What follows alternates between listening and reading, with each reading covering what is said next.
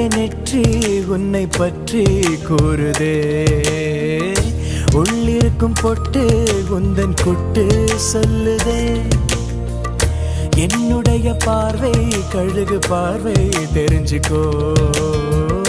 எனக்கு இருக்கும் சக்தி பராசக்தி புரிஞ்சுக்கோ.